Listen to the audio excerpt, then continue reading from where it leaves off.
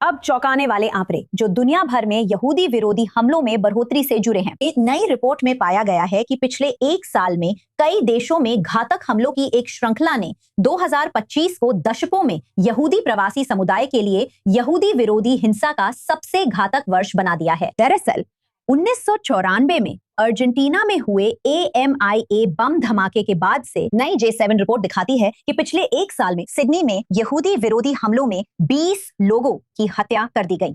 इनमें बॉन्डी बीच, Manchester, Heaton park synagogue और Washington capital यहूदी संग्रहालय शामिल थे और बोल्डर, कोलोराडो।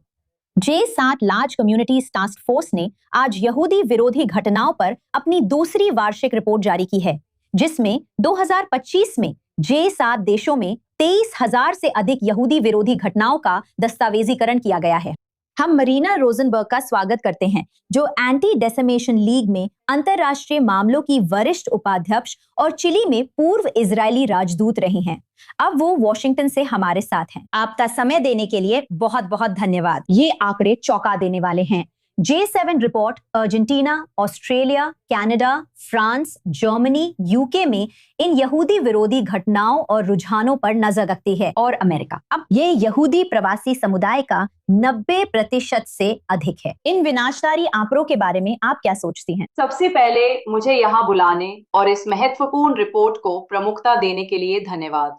ये दूसरा साल है जब J7 टास्क फोर्स वैश्विक यहूदी विरोधी पर संयुक्त रिपोर्ट पेश कर रही है। और आप जानती हैं, आपने सारे आंकड़े और महत्वपूर्ण आंकड़े बताए, लेकिन हर एक आंकड़े के पीछे एक नाम है, एक परिवार है, एक कहानी है उस पीड़ित की जो यहूदी विरोधी हमले या उत्पीड़न का शिकार हुआ। और हमें उन नामों को भी याद रखना चाहिए, चाहे वो सारा और यारोन हो, जिन्हें पिछले साल वॉशिंगटन DC में मार दिया गया था, या 10 साल की मतिल्डा, जो सिडनी ऑस्ट्रेलिया के बॉन्डी बीच हमले में 15 पीड़ितों में से एक थी। और जो हम रिपोर्ट में देख रहे हैं वो ये है कि G7 देशों में 2022 की तुलना में यहूदी विरोधी घटनाओं में 136% की बढ़ोतरी देखी जा रही है। ये अब सिर्फ 7 अक्टूबर के बाद की बढ़ोतरी नहीं है, ये अब नई हकीकत है, ये अब नया सामान्य है जिसका सामना यहूदी समुदायों को दुनिया भर में रोजाना करना पड़ रहा है। और मरीना, आप जो कह रही हैं उसे देखते हुए सरकारें यहूदी विरोधी भावना और नए सामान्य के खिलाफ लड़ाई को कितनी प्राथमिकता दे रही हैं?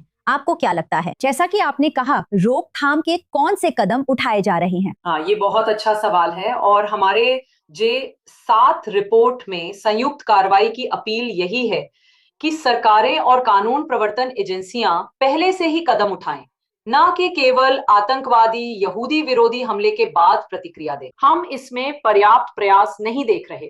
कुछ सरकारें, खासकर अमेरिका में, दूसरों से ज्यादा कर रही हैं।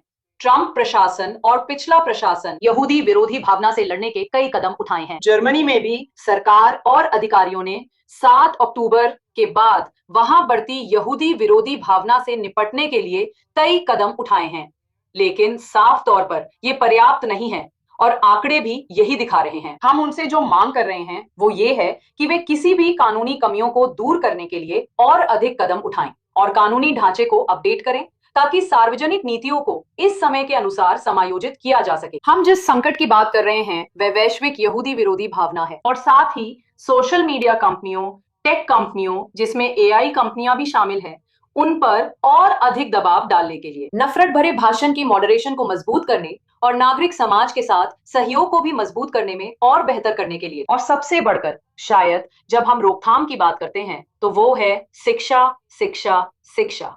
स्कूलों में, विश्वविद्यालयों में, कार्यस्थलों पर। और नेताओं के लिए यह जरूरी है कि वे नेतृत्व करें और मेरे देश में यह कहने में एक आदर्श बने कि यहूदी विरोधी भावना के लिए बिल्कुल भी सहनशीलता नहीं है। इसमें कोई शक नहीं है। और जैसा कि आप पहले ही इशारा कर रही हैं, सोशल मीडिया पर फैल रही नफरत को लेकर बहुत चिंता है। बहुत संक्षेप में, अभी के लिए साइबर स्पेस में कम से कम नफरत को रोकने के लिए कौन से कदम उठाए जा सकते हैं? सही है।